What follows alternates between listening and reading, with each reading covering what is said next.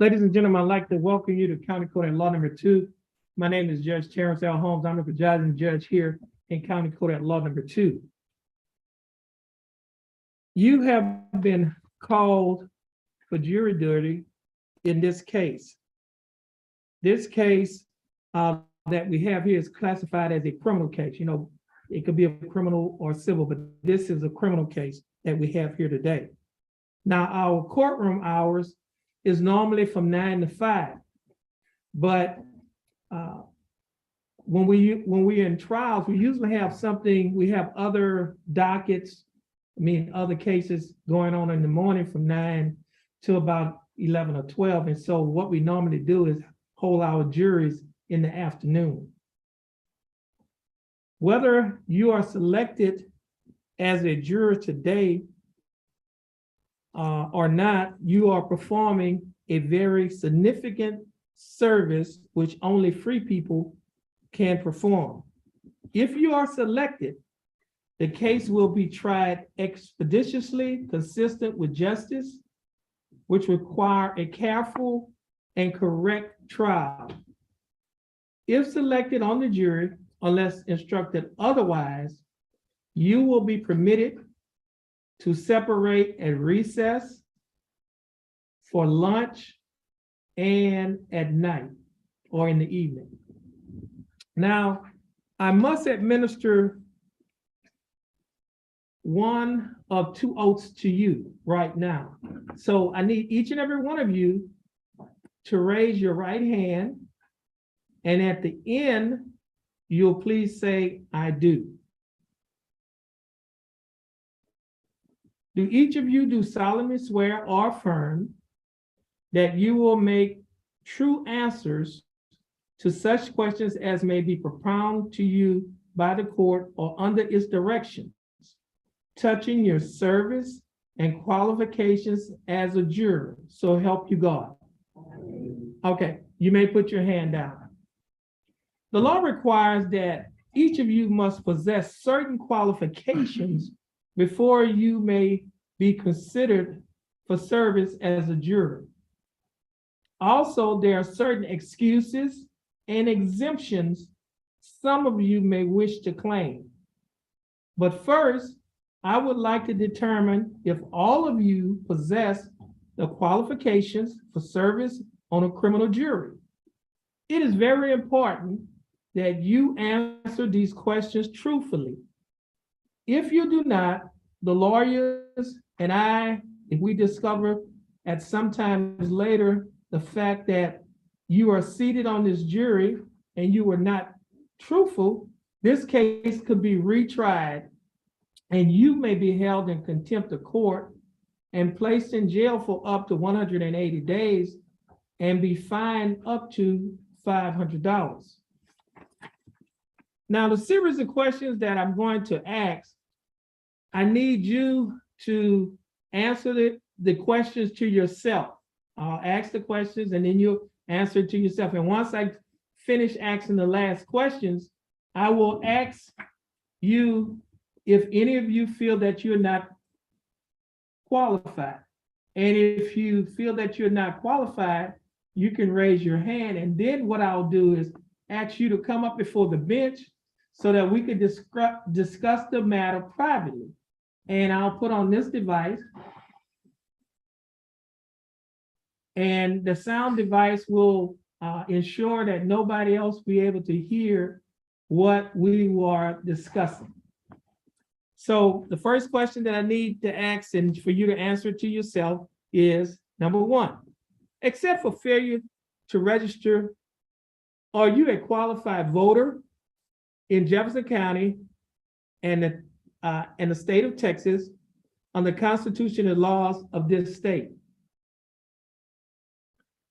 Number two, have you ever been convicted of theft or any felony? Number three, are you under indictment or legal accusation or on deferred adjudication for theft or any felony? Now, the fourth question, I know I usually get a response from people when I ask the question, but I just need to, by law, I have to ask this question. It may sound a little strange, but I have to ask this question. And this question is as follows. Are you presently insane, and have you been declared insane by any mental health or judicial official? Number 5, are you 18 years of age or older? Number 6, are you a citizen of the United States? Number 7, are you a resident of Texas and a resident of Jefferson County? Number 9, are you of sound mind and good moral character? Number 10, are you able to read and write the English language? Number 11, have you served as a petty juror for 6 days in the preceding 3 months in a county court, or 6 days in the preceding 6 months in a district court? Number 12, is anyone disqualified under law? Now, if you think you may be disqualified under law, please raise your right hand. Let the record reflect that no one is raising their hands, and so all the jurors on the panel is qualified. Now I will proceed to exemptions. I will determine if anyone who is otherwise qualified to be a juror wishes to claim one of the following exemptions. You may claim any of the following exemptions if you choose to, but you are not required to claim them. If one of these applies to you, but you still desire to be considered as a juror, just please continue to remain seated. And as the last time, I'll ask the question and you can just answer it to yourself. And at the end, I'll ask if anyone would like to claim an exemption.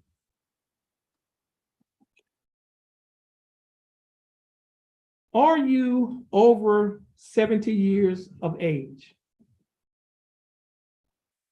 Do you have legal custody of a child or children under the age of 12 years, and jury service would necessitate leaving the child or children without adequate supervision?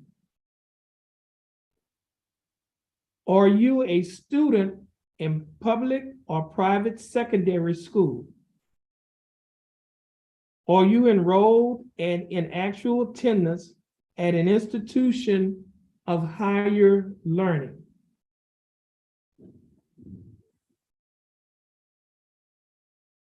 Are you an officer or employee of the Senate, the House of Representatives, or any department, commission, board, office, or other agency in the legislative branch of state government? Have you served as a petty juror in the county during the 3-year period preceding today's date? Are you the primary caretaker of a person who is invalid, unable to care for himself or herself? Are you a member of the United States military forces serving on active duty and deployed to a location away from your home station and out of your county of residence? If any one of these exemptions apply to you and you do not desire to serve as a juror, please raise your hand. Let the record reflect that no one is raising their hands and no one is claiming an exemption. Now I will proceed to excuses. If any of you feel there is a reason why you cannot sit as a juror, then once I finish with the excuses, we will ask that you come forward. A juror may be excused for observance of a religious holiday upon completing an affidavit as required by the Texas Code of Criminal Procedure, Article 29.0126. A juror may not be excused for economic reasons without the consent of the parties. That is, without the consent of the district attorney and the defendant. A juror who, without prompting, articulates an inability to listen to testimony and be fair and impartial may be excused. Is there anyone on our panel who will be, who wants to be offered a jury because of an excuse? Please raise your right hand. Let the record reflect that no one on the panel is raising their hand and no one is exercising an excuse. Okay. So, ladies and gentlemen of the jury, now everyone is qualified. We will proceed with what is called voir dire, depending on how you would like to pronounce it. That basically means, I think it's a French word that means to speak the truth. And the attorneys will have an opportunity, each side will be given 30 minutes to ask you questions. And then at the end of them, then what will happen is 6 people will be selected to be included in this jury. Let the record reflect that the defendant, Ricky Robert Turner, is present in court. This case that we have is styled the state of Texas versus Ricky Robert Turner. And this is cause number 322493. Mr. Turner is present with his attorney, Mr. Charlie Rojas. The state is present with Assistant District Attorney, Attorney Tommy Coleman. And sitting first chair, Attorney Raymond Shearer. The defendant, Ricky Robert Turner, is charged by information in this case with the Class B misdemeanor offense of driving while intoxicated, which is a Class B misdemeanor. The range of punishment for a Class B misdemeanor in the state of Texas is a person could be sentenced to confinement in the Jefferson County Jail for a period of 0 days to 180 days, which is 6 months, could be given a fine from $0 to $2,000, or they could be given both such fine and confinement. Our court reporter in this case is Miss Ada Christie. She will be taking down everything being said, so speak up when you are answering or asking questions. The bailiff is Mr. Charlie Porter, and I think you've met him earlier. The state and the defendant, through their attorneys, have the right to direct questions to each of you concerning your qualifications, background, experience, and attitude. In questioning you, they are not meddling into your personal affairs, but are trying to select fair and impartial jurors to hear and decide this particular case. If at any time you prefer not to answer certain questions in the presence of the panel, just say so, and I will ask you to come up before the bench so that we may discuss it more privately. Is the state ready to proceed? Is the defense ready to proceed? There you are.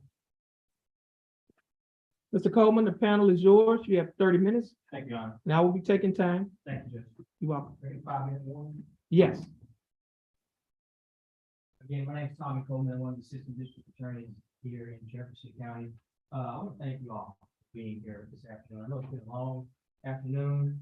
You all have things that you'd rather be doing than sitting here at the courthouse, taking the trial and being here in this case. And I used to apologize for the intrusion on your line when the interruption and regarding the thing, but I'm not going to apologize for that because this is important. This is important to the attorney's office. This is important to this defendant. If I were on trial, I want you guys to show up and give this your undivided attention and not be thinking like the joke needs to get done or the task or the errand you could be running. I'm not going to apologize for that. I suspect if you were on trial, you'd want someone potentially to show up and give their undivided attention and not be, put off by the fact that you have been sitting out there in the hallways for some time. So I want to apologize for that, but what I will do is while the judge is giving me 30 minutes of time, if you answer my questions and gave me a dialogue about the issues in this case, I'll try to give you back 10 minutes. I'll do my best to keep my remarks to 20 minutes. And this is important.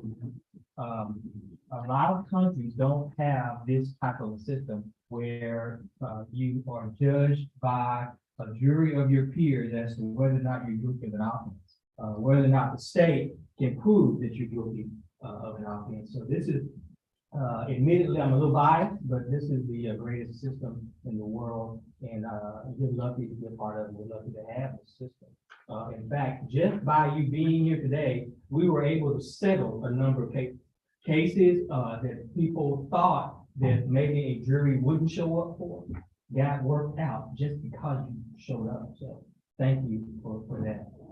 I've read your jury questionnaires. I know a little bit about each and every one of you. I know Ms. Davis, that you're a medical assistant. I know Mr. Osmond, you're a pastor. Brooks, you're a teacher. Mr. Smith, you're an engineer. I know a little bit about each and every one of you. I think it's only fair to tell you a little bit about myself. But for the time I spent in the United States Army, I have lived in Texas all my life. Grew up in Dallas. I went to undergrad in Fort Worth at college called Texas University and South Texas College of Law in Houston. I have been a prosecutor for a number of years, so the majority of my career. And believe it or not, I do enjoy it, but believe it or not, it's not about getting convictions. It's not about putting people away in jail. By statute, my job is to seek justice, to find the appropriate resolution, justice in each and every case. And that's what I want to do here in this case. That's what I want for this defendant. I want justice. The way we get there is to get citizens who will hear the evidence in this case and make a determination based on that evidence, not based on some preconceived notion or based on some bias that you may have, because believe it or not, we're all biased in some fashion.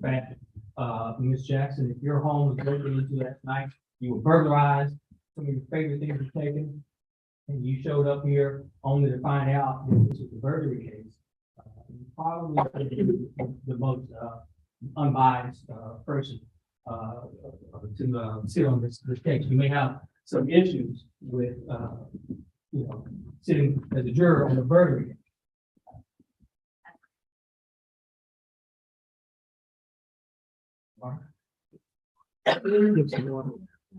Right, let's say thank you.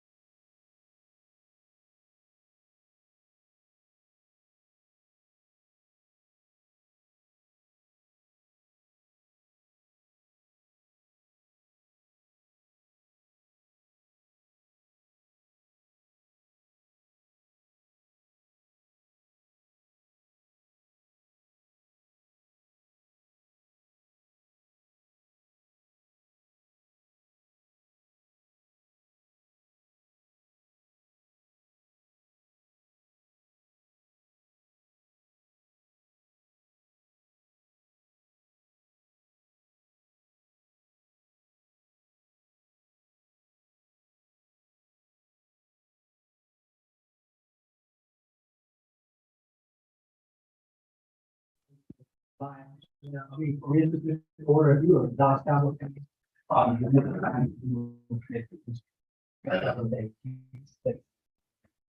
You agree?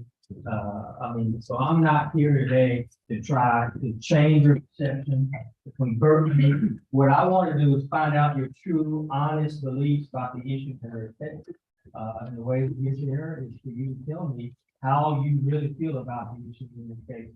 There are no right or wrong answers, only your answer, how you truly believe.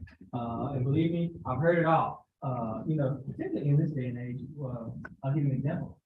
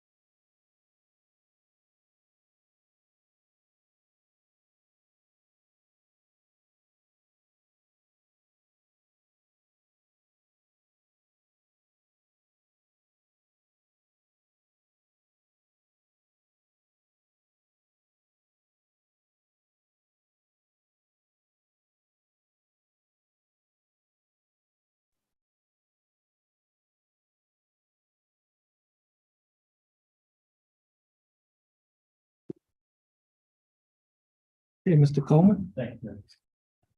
This is where we talked about football and we trying to get you to switch your favorite team. Do you call football at all? Follow sports at all? Who's your favorite college team? Probably, anybody down there. A lot of people probably feel the same way. So, well, the point is, it's probably nothing I can do to get you, to start hiking down there. Right. You know, particularly the next 20 minutes that I have. And I will use it as an example of the fact that some people want the law change that relates to marijuana, or want to legalize it, criminalize it. And that's fine. Now it's time to tell you how you really feel about the issue. Even if you don't like the law, you can disagree with the law. Because once you become jurors and you're sitting in that box over there, you have to follow the law, whether or not you agree with it, disagree with it, want it to change. You gotta follow it because you're gonna take an oath. The judge will swear you in to an oath to follow the law, whether or not you like it or not. So now is the time for you to tell me issues with the law. Now, while I can't tell you, talk to you about the facts of this case, I can say it involves driving while intoxicated. This defendant stands accused of driving, operating a motor vehicle while he was intoxicated. So I don't necessarily, I'll pick my number throughout the years. I don't necessarily, I've never had a juror say the law or laws that if you're driving while intoxicated, that they should not exist. But I have to ask you, is there anybody here, by show of hands, who think that we should not have a law that prohibits anybody from driving drunk, driving while intoxicated? Should please raise your hand.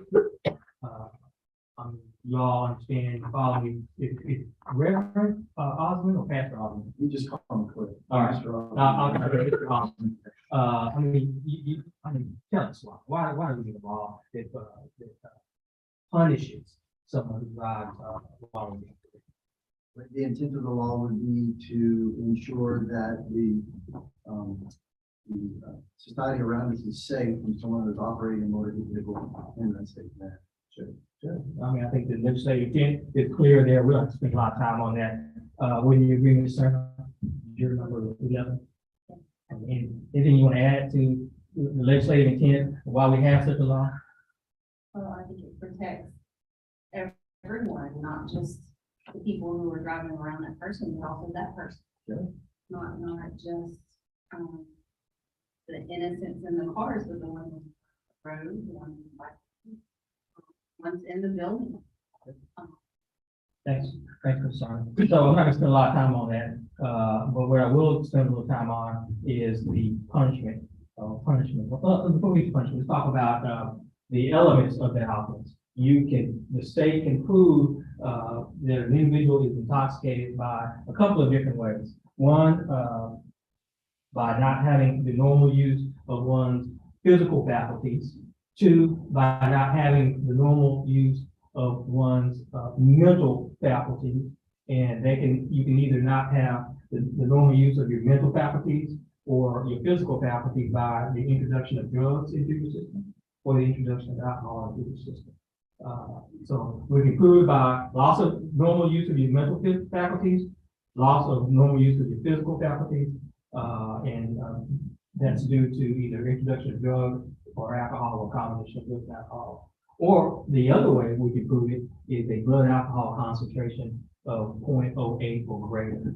So if there's a blood draw, and say for instance, a person goes to the hospital with blood drawn after an accident, and then it's shown that their blood alcohol concentration is greater than 0.08, then the law presumes that a person is intoxicated based on that. Ms. Wilson, do you follow me on the ways that you can prove intoxication? What, in your mind, we're talking about loss of someone's mental faculties versus the loss of the physical faculties. What are some instances? I would imagine that over the years, perhaps you've been around someone who has had a drink or two, maybe too much in excess. What are some of the signs that you would typically associate with someone losing their mental faculties?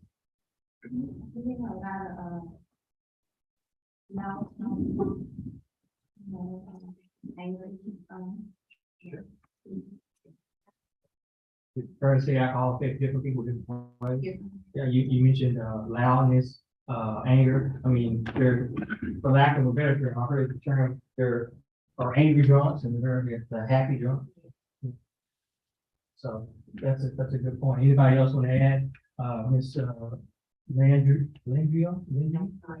That was a close the first one. You're good. All right, lots of mental faculties. You're in a party, somebody's had a one too many, and what would you imagine you would see as far as them?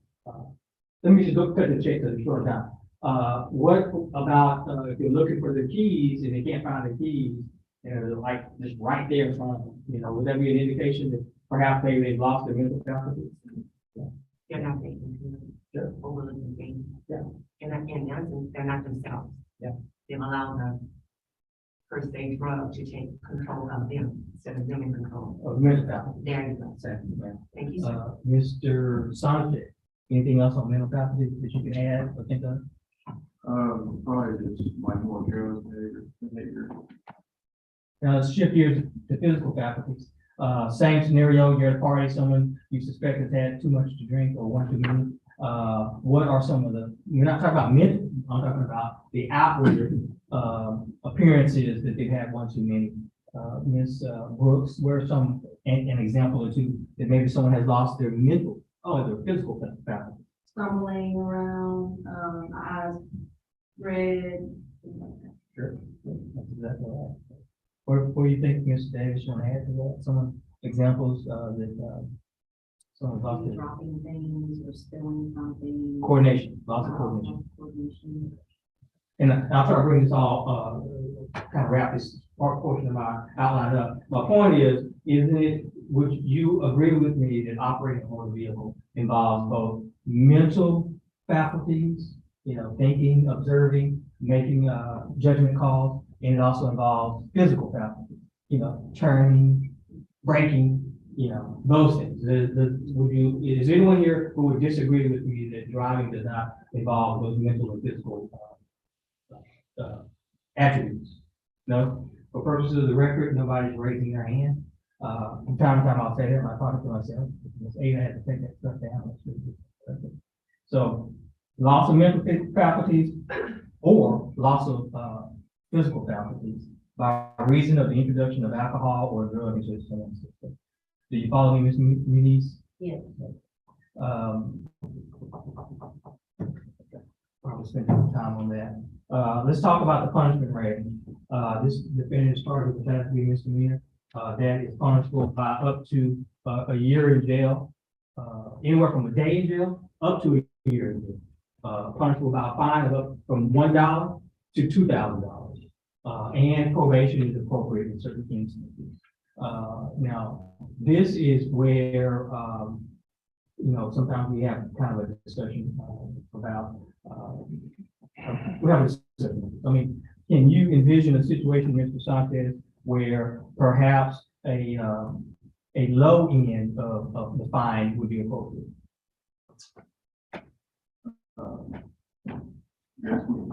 Yeah, In a situation where. yeah. I mean, someone's arrested for DWI, they've been found guilty. Now it's time to assess punishment, and you're considering whether or not they should get something closer to the high end of the $2,000 fine or the low end of a $1 fine. Can you think of an instance where you go to the low end? Maybe just like something along the lines of maybe driving your golf cart around the neighborhood or something, instead of like getting in a, like, I don't know, maybe falling asleep on the wheel and getting in a very bad accident, you know? That's kind of why we did, you touched on the accident part. Yeah, maybe if there was no accident in it, you know, nobody was hurt, maybe. Mr. Smith, maybe the same thing for jail time. Would you envision a situation where you consider lowering the jail time, anywhere from a day in jail up to a year? No, I said a year, didn't I? It's 6 months. Yeah, 6 months. Yeah. There's class A misdemeanor, up to a year in jail, and I misspoke. This is charged with class B misdemeanor, and the max punishment is up to 6 months. One day. So, Mr. Smith, along the lines of what Mr. Sanchez was saying, but this time with regard to jail time, in the envision situation, we consider the low end. I would say probably leaning toward the low end. I would have to be shown that potentially the public was never really exposed to a great deal of danger. Mr. Sanchez, I believe it is, said something like a golf cart. Right? The general population is not being exposed. No, it's not a good thing, but you know, the severity of the offense was proven to merit something less than maximum. Right. And well stated, thank you, Mr. Smith. But you got to see the point that I'm trying to make here, is there's a range here. And in Texas, trials are broken up into 2 separate parts, or what we call bifurcated. The jury will initially make the determination whether or not we've met our burden of proof, and the defendant found guilty, and then the jury or the judge, and whatever the case may be, will make a determination as to whether or not what punishment the defendant will receive. Low end, high end, low fine, jail time, no jail time, or probation. Again, the probation is appropriate. So here's the question that I was leading up to. Is there anybody here who could not consider the full range of punishment? Is there anybody here, by show of hands, who couldn't consider a $1 fine up to $2,000 fine, a day in jail, up to 180 days in jail, or probation, if that's appropriate? Please raise your hand if you couldn't even consider the full range. For the record, I see no hands being raised. Thank you. So we'll move on. We talked about proving up that case, and we proved that case up by a standard called beyond a reasonable doubt. It is not like you see on TV where they talk about beyond a shadow of doubt and whatever else we talk about. Those lawyer shows are so frustrating to watch. They're entertaining, I give you that, but it's not real life. We prove up our cases in criminal courts here in Texas by a standard of what's called beyond a reasonable doubt. There is no definition of what beyond a reasonable doubt is. Mr. Rhodes, I haven't talked to you back there. Beyond a reasonable doubt is whatever it is that you feel satisfied to that level of degree internally yourself. What I've heard referred to it in your gut, if you feel like there is no other reasonable doubt, there may be some doubt, because there's always potentially some doubt. I mean, because think about it, Mr. Rhodes, what's the only way for you to know something happened with 100% certainty? This is based on the evidence. It will be based on the evidence, and that's what I'll be asking you to make a determination on when you're selected as a juror based on the evidence.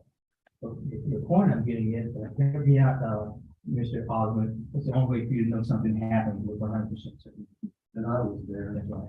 And the law recognizes that you would be a witness if you were there, so you wouldn't be on the jury.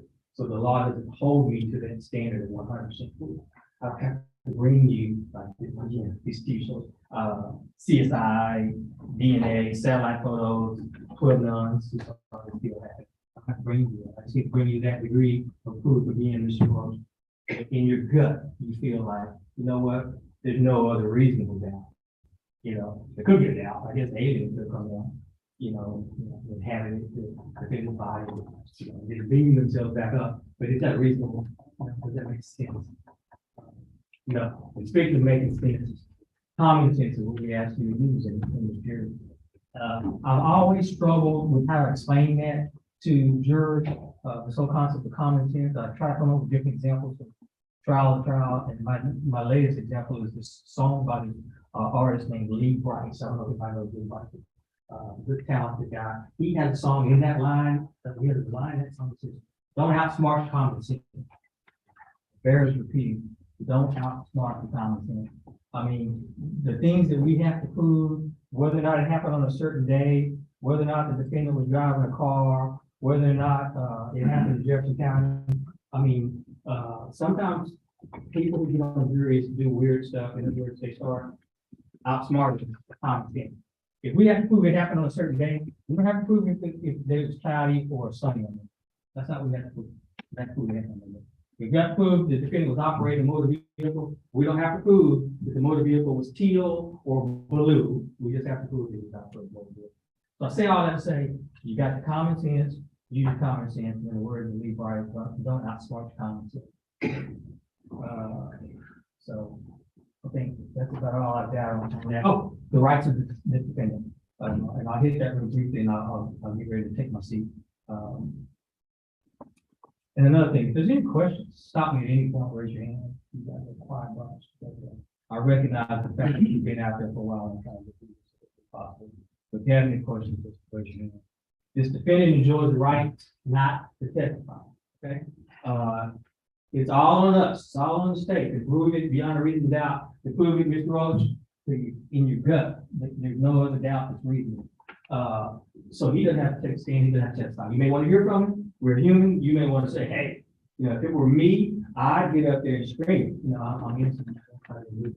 You understand? He has the right not to testify, and I'm asking you to promise me that you won't hold that against him. That you won't testify. So I get you to raise your hand if you promise you won't hold it against the defendant if he doesn't testify. Please. All right. For purpose of the record, everybody raise their hand. He also has the right to be convinced that he sits there right now without having heard a word of testimony. Haven't seen any evidence. If I ask you to vote right now, if you guilty or not guilty, what must your verdict be? I haven't called on you, Mr. Poole. What must your verdict be, Mr. Poole? Not guilty, right? Why? Because he is presumed to be innocent. And again, that goes back to what if I were in that situation? What if you were in that situation? What if your family was in that situation? You've just been accused of an offense. The state made that accusation, and it's the state that needs to prove that accusation. It's a burden that I welcome as a prosecutor. And make no mistake, we will be bringing evidence to prove this defendant's guilt. Lastly, another right this defendant enjoys is to have all of the witnesses start off on equal footing. Okay, just because, say for instance, we have a witness who happens to be a member of law enforcement, and they come in here in a nice pressed uniform, shiny badge, take a stand.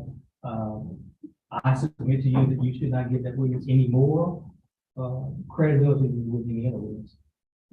At least you hear the testimony about their training and their experience, and that kind of thing. And I submit to you, after you've heard their training, their experience, you assess their credibility by listening to the testimony. You can give them all the weight that you want to the testimony, but I would ask that you not allow the witness to start off ahead simply because of the law enforcement. Again, by show of hands, thank you to the following, you would let these witnesses start off on equal footing. So it's just that, for the purpose of the record, everybody is ready. Now, this is one of those questions that if it's too personal, we can approach the judge and we can talk about it up front, at the bench time, the hearing of everybody. But what I'd like to know is if there's been an experience that you or a close friend or family member had as it relates to drug driving. Accident, even you yourself. You know, if there's an instance that you had, not unlike our burglary example, Michelle. If you were a victim of a burglary, you might be a burglary.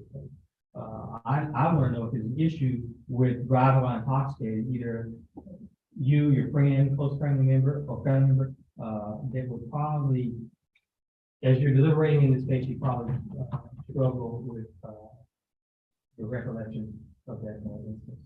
This is kind of important, so I'll go on this first row, Mr. Thurl. I'll go row by row. Mr. Order, any experience like that with the other guy? No. Right there. Sanchez, you, close family member, anything like that with the other guy? And base your testimony, base your verdict just on the evidence you hear in this case and not in some experience you didn't about what you had previously. Ms. Wilson. Ms. Wilson, you're lab, you work for Helena Labs. What do you do at the Helena Lab? So you don't test stuff? No, I will just make, I will tag and put them. You shall work on it.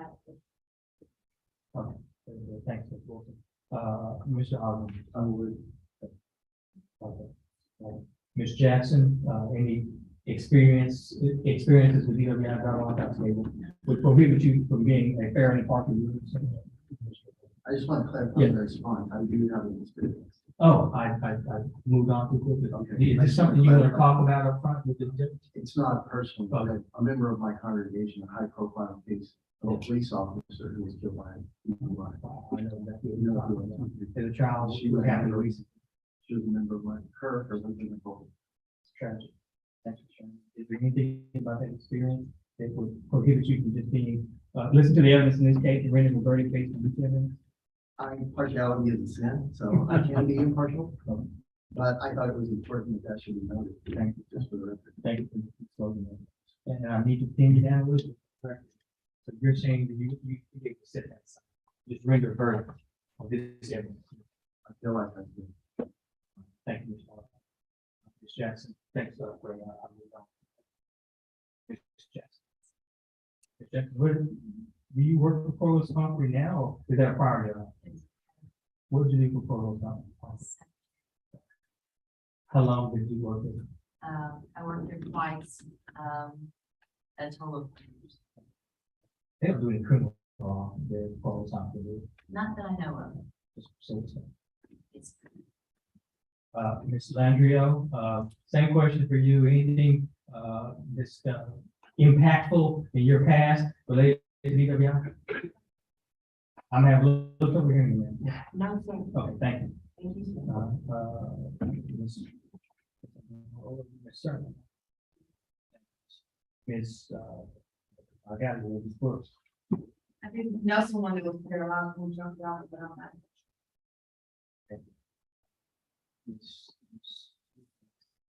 You got spaced out, I'm used to this, I'm used to it. 1, 2, 3, 4. So I think Mr. Smith, you're next. Yeah, Mr. Smith. Same question. Yes, I do. It is personal. Not that kind of personal. I have a niece, not in this state, in the state of Kentucky, recently, which was brought up on charges of DUI. Coleman, you have 5 minutes. Thank you, Judge. she pled guilty because she was. Would it make me partial or prejudicial? Not really. They proved what she did. You know, she has to suffer the consequences for what she did. That's what the system is about. I appreciate that, Mr. Smith.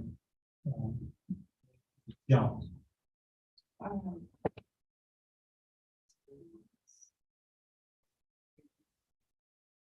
I'm on double.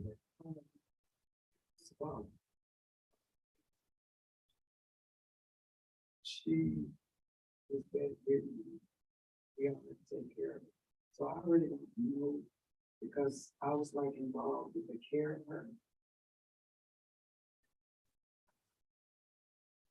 I don't know about it.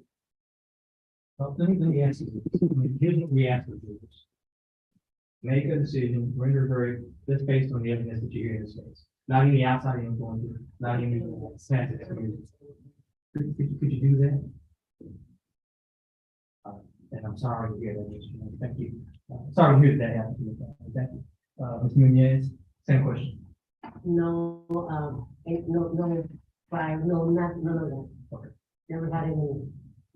Thanks, Ms. Munoz. Mr. Roach.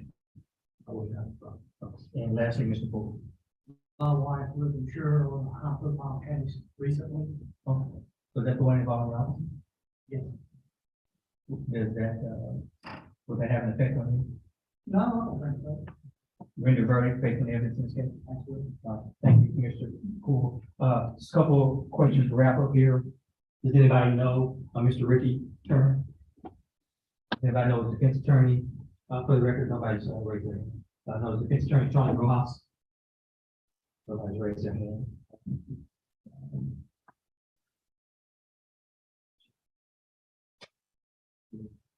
Does anybody here on the panel know anybody else that's sitting out here in the panel? You two. How do you know, for purpose of the record, juror number 3, Mr. Order, how do you know juror number 17, Ms. Is it Muniz Order? Excuse me.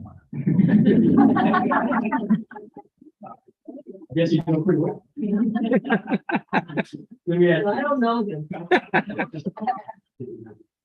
All right, but in all seriousness, if the two of you in the jury team, Not for me. you be able to make your determination independent of whatever she made right for determination. It's once again in your gut, whatever the other all right. Judge them about the rest. If I can have a minute or two leaving. Okay, you got 2 more.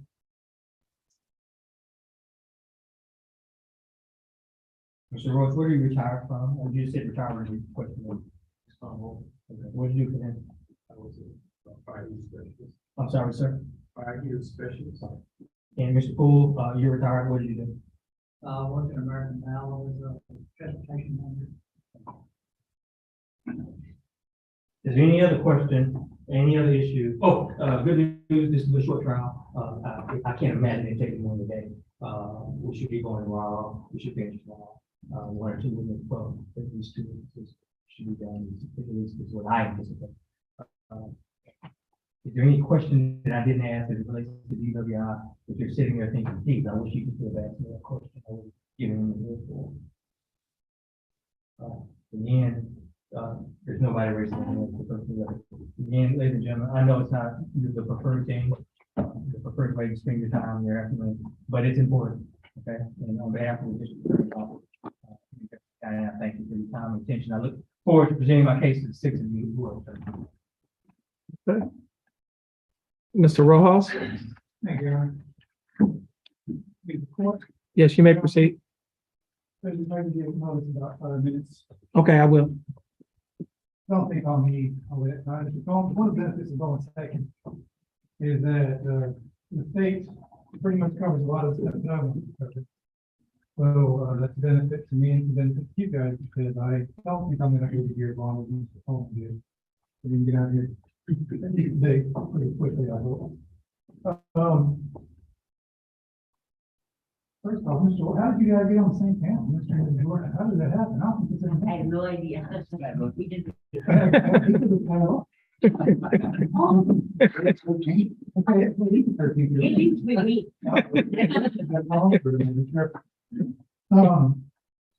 So let's touch on a little bit of what Mr. Coleman was talking about, biases.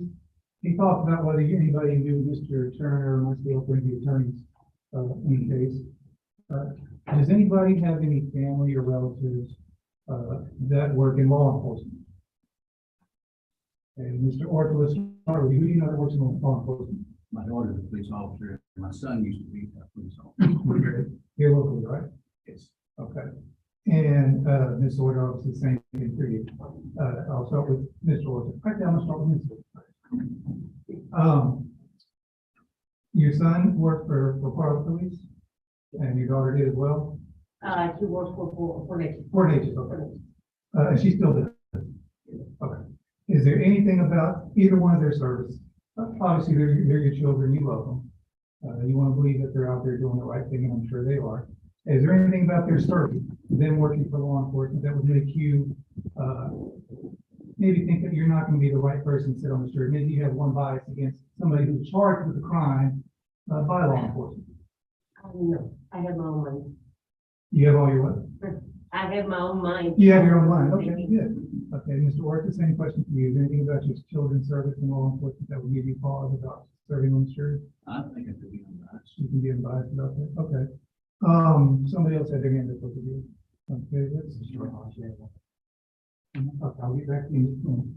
Okay, Ms. Wilson, right? Okay, who do you know that works in law enforcement I have a brother, sheriff in Virginia, in Virginia, and I have a nephew that's a police officer. in Houston? Is there anything about the service of either one of those individuals that would make you feel like you maybe couldn't be fair to Mr. Turner in this case? Okay. Ms. Landrio, who do you know that works in law enforcement? I can see this from my son-in-law and my oldest daughter. They're both United States Naval Master. Oh, right. Good for them. Congratulations to you. Thank you. Is there anything about their service that you think would make you feel biased, or maybe that would make you maybe not the right juror to sit on this case? No, Okay, you think you can be fair and impartial, Mr. Turner? yes. Okay. Anybody else? No other hands? Okay. Same question, but other than law enforcement, does anybody know or have any relatives that work at the Jefferson County District Attorney's Office? No? Okay, nobody raised their hand.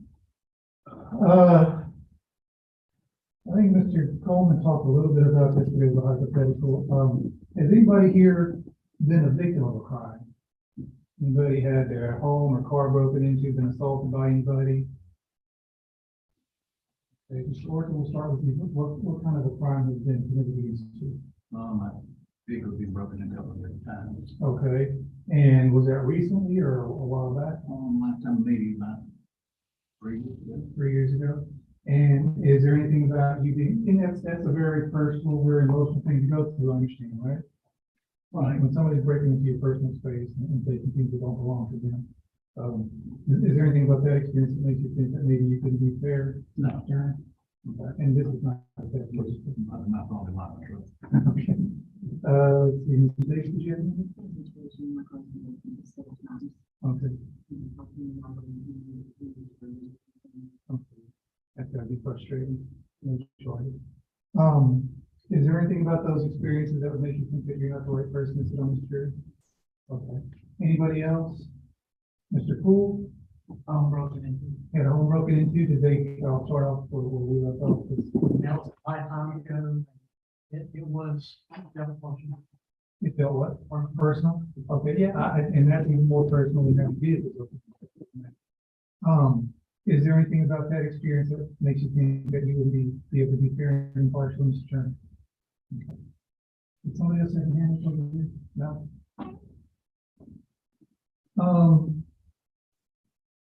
I don't think Mr. Coleman talked about this, but has anybody here ever been charged with a crime? And if it's something that you want to talk to in front of the judge, you want in front of the judge, you can do that. But nobody has a hand up. Okay.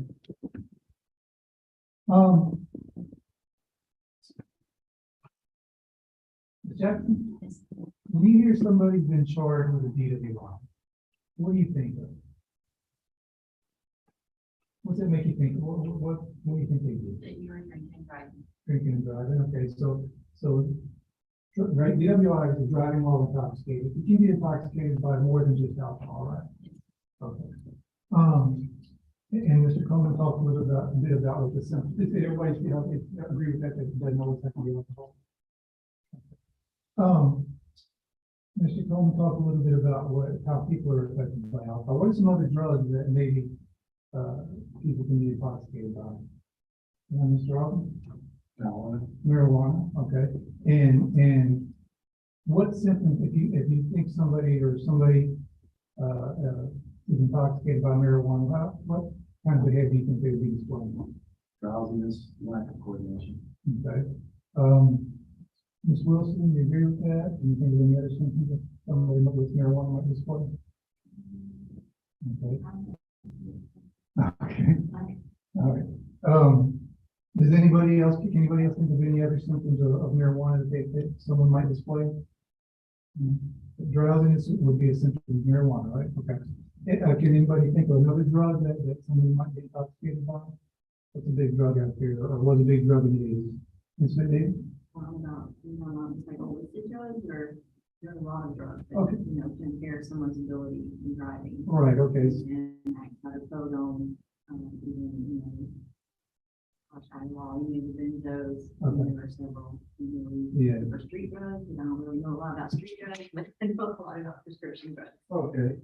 And you seem to know a lot about them. What kind of work do you do? I've been in nursing, internal medicine. Yeah, so there are some illicit drugs, like the street drugs that are illegal. There's some over-the-counter drugs and some prescription drugs as well, right? Okay, do you know anything about the word cocaine? No, personally, no. Well, no, not yet.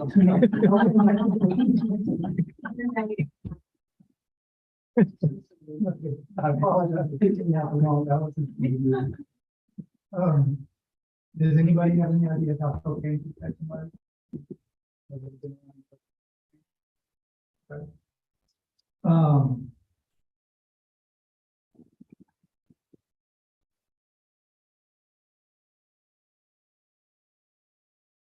Has anybody ever, not so much of a crime, has anybody, and I think we all have, who's been here accused of doing something wrong, not even something wrong, but somebody said you did this to me. Let's see, if Mr. Osmond, if I say Mr. Smith and I were talking before we came in here, and he told me that he told me that you told him that his shirt was ugly. And you said to Mr. Smith, I don't like your shirt. How can you prove that you didn't say that? I would have to present evidence. I would present testimony or. But if you and he were the only ones there, how could you put your word against it? Is there any way you could ever prove that you never said? It sounds difficult to do. It's difficult to do, so, and that's kind of the situation where when you're charged with a crime, you don't have to prove yourself that you didn't do it, but a lot of times, once the state presents a certain amount of evidence, the jury wants to have a defendant come up with their own evidence. Now, Mr. Coleman told you, Mr. Turner doesn't have to give you one bit of evidence. He can sit here and stay quiet the whole time, and just let the state present their evidence and rest. Would you, Mr. Osmond, require Mr. Turner to present any kind of evidence to show that he didn't do this? No, I mean, it's a presumption of innocence is that we prevails. Okay. Ms. Wilson, how about you? If the state put on all your case and you after listening to the state's evidence, you say, okay, I think maybe there's something there. Would you then require Mr. Turner to call a witness or to testify himself or present some kind of evidence to you?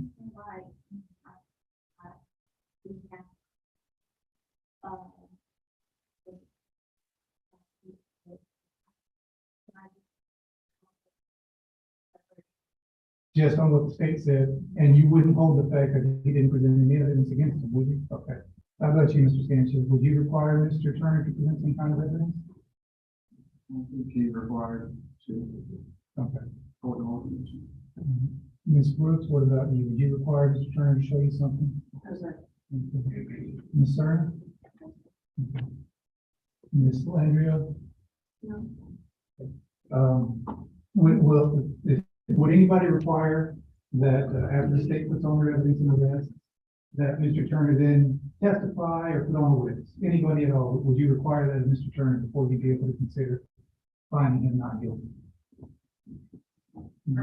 I'm Okay, sorry, Ms. I'm Jackson? confused at Okay. what you're asking. Okay, I'm sorry. So the state's gonna give you some evidence, okay, and they're gonna show you some evidence of what they say happened on the day in question. After the state rests, the law says that Mr. Turner doesn't have to say a word. He doesn't have to show you the evidence, doesn't have to put on the witnesses, he doesn't have to testify himself. But if after you heard all the state's evidence, would you then require that Mr. Turner showed you some kind of, he was on the stand, so the witness on the stand will show you some kind of evidence to show that he's not guilty before you can consider finding him not guilty? Would you make him put on evidence? No, sir, I understand that now. Okay. Does everybody, I'm ready to vote. Does everybody understand the question, first of all? Okay, now I'll ask it again. Would anybody require that of Mr. Turner? Okay, thank you.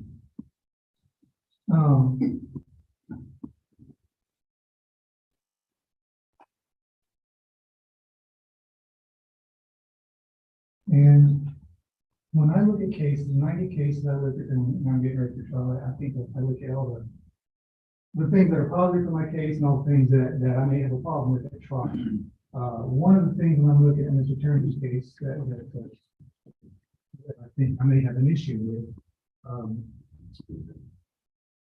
is I expect that the state is going to present some evidence that possibly is going to show that on the night in question, Mr. Turner. I would object if Mr. Ross is about to get into the specific facts of this case. Just generally. Well, objection sustained. Can I get into the facts of this case?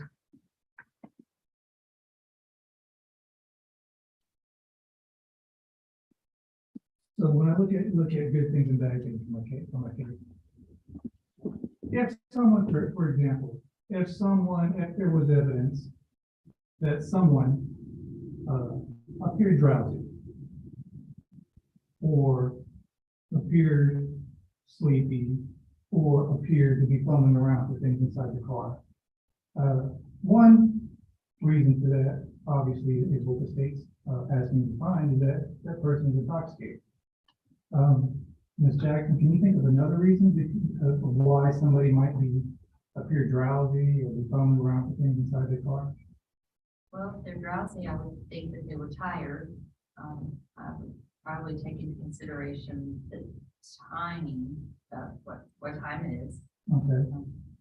All right. Mr. Austin, can you agree with that, disagree, have anything to add to it? Blood sugar, they have blood sugar issues, and then have other medical complications. Okay. And all that could possibly come into play. Possible. Ms. Wilson, do you agree with that? Do you disagree? Do you have anything that you might want? Could just be tired? Okay. Or being out on location, you know where he's at.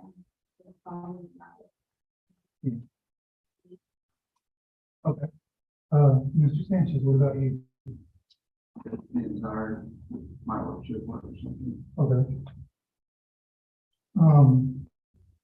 So we can all agree that just because somebody's fumbling around for something or appears to be drowsy, doesn't necessarily mean that they're intoxicated, does it? Anybody want to talk? No, Ms. Lander? I'm agreeing that it doesn't. It doesn't necessarily, I mean, there are possibly other reasons for that, right? Okay. Can we get disease, like, what is it, sleep? Sleep apnea. Did you do that? Okay. Well, thank you for that. Do you have a hand up, Mr. Smith? Did you have a hand up? No? Okay. Probably that. Scratching my nose. So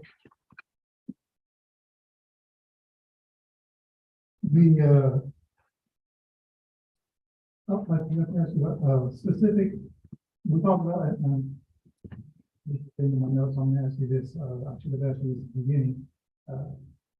Does anybody know, an officer at the Jefferson County Sheriff's Office named Ryan Hargrove. Nobody raised their hand, so I think that you don't. An officer named Matthew Dixon. Does anybody know Matthew Dixon? I'm gonna butcher his name, Eric Kronicki. Does anybody know an officer named Eric Kronicki? No. Trent Eichner. No one raising their hand. Matt Gardner. Anybody know Matt Gardner with the sheriff's office? No. Okay. How about at the crime lab, Rebecca Sweeten? Does anybody know Rebecca Sweeten? Nobody. Okay. Everybody can get it if they don't.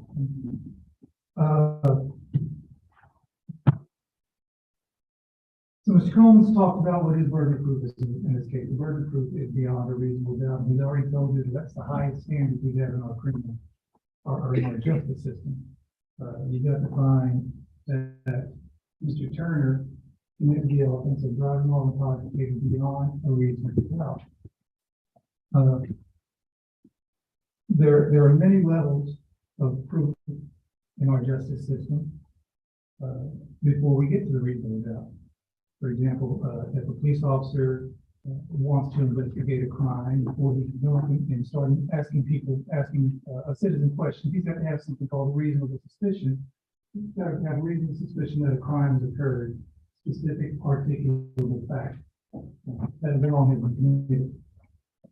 Then move on to probable cause. Probable cause is the type of evidence an officer needs to make an arrest. If he's actually going to think something happened and has enough evidence to take this person to jail and get up to probable cause. Past probable cause, you get to preponderance of the evidence.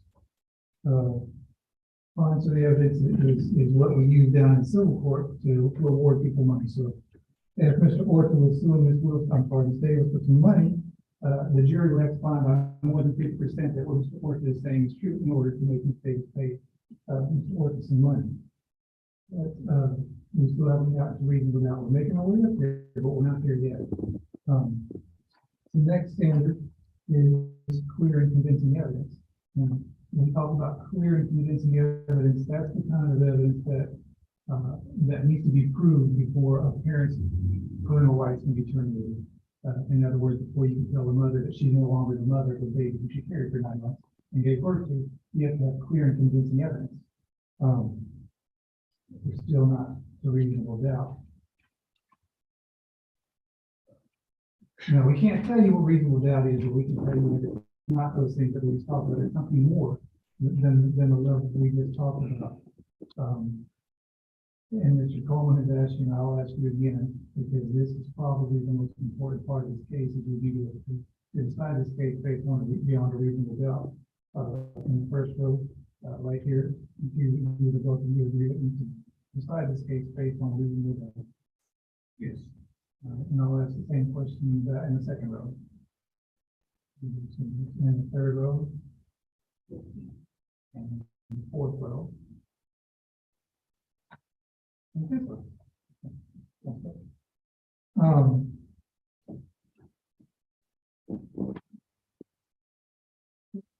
I was going to cover Mr. Coleman pretty much nailed it down for me, so I will leave you with that and thank you all for being here this afternoon. I look forward to working with the 6 of you that end up being on this jury.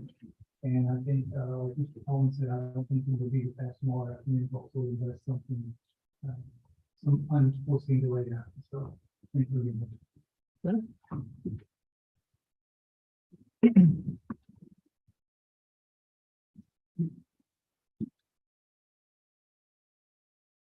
Okay, ladies and gentlemen of the panel, we're going to ask that you step out into the hallway, and some of you may be called back into the courtroom for some follow-up questions from the lawyers. So at this time, we're going to ask that you follow the bailiff into the hallway.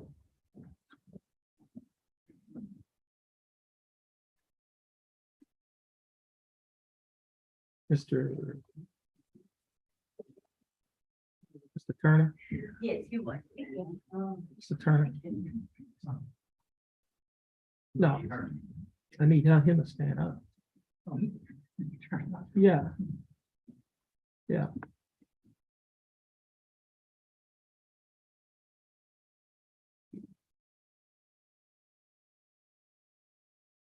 Okay.